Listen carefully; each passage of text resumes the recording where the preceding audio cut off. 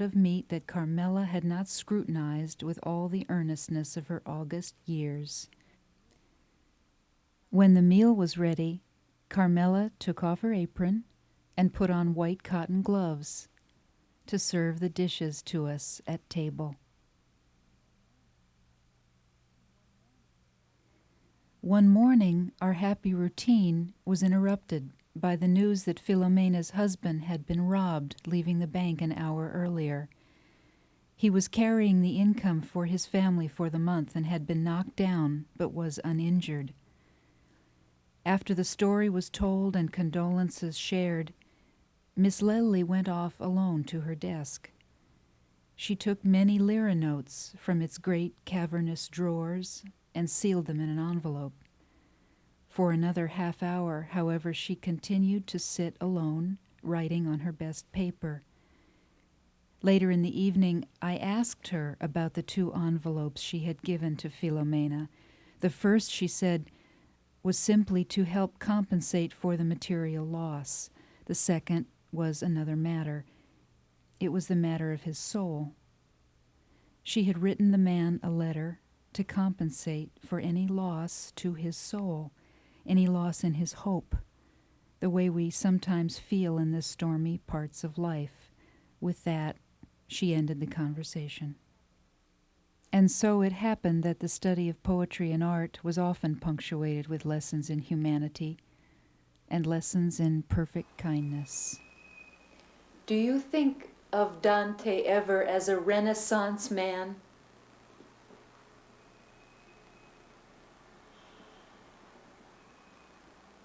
No, but as a forerunner.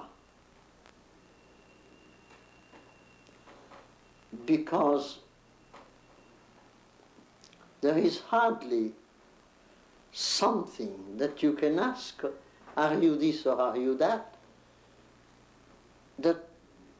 you don't answer, well, yes, he is very much this, he is that very little. When I was asked once, with what begins the Middle Age and with what ends?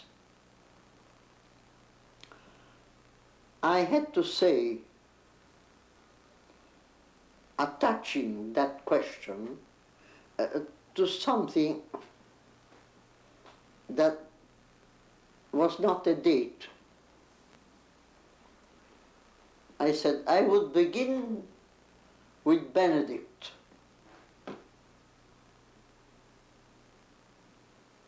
With the institution of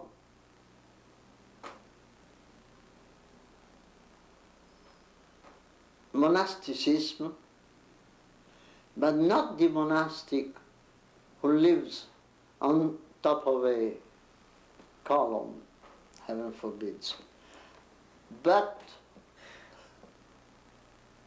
with a founder.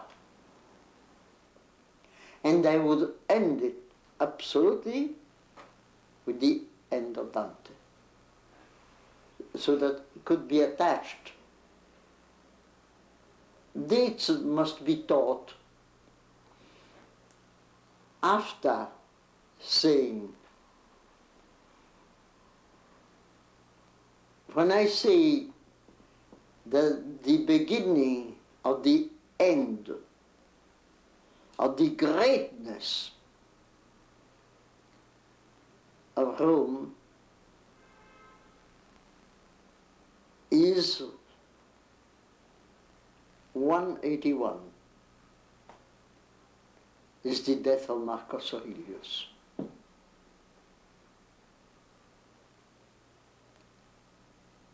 And I had to look for the deity of Epictetus, because Epictetus, Marcus Aurelius himself, says that he had read Epictetus.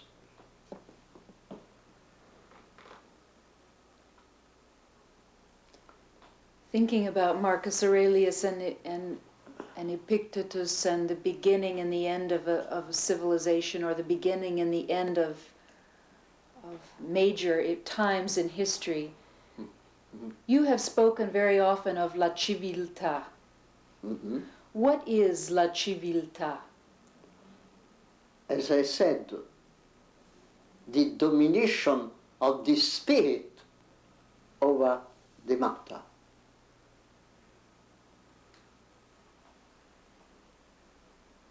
We have become in such a way that we are enslaved into the matter, into the tools. I don't say, oh, you throw something at me.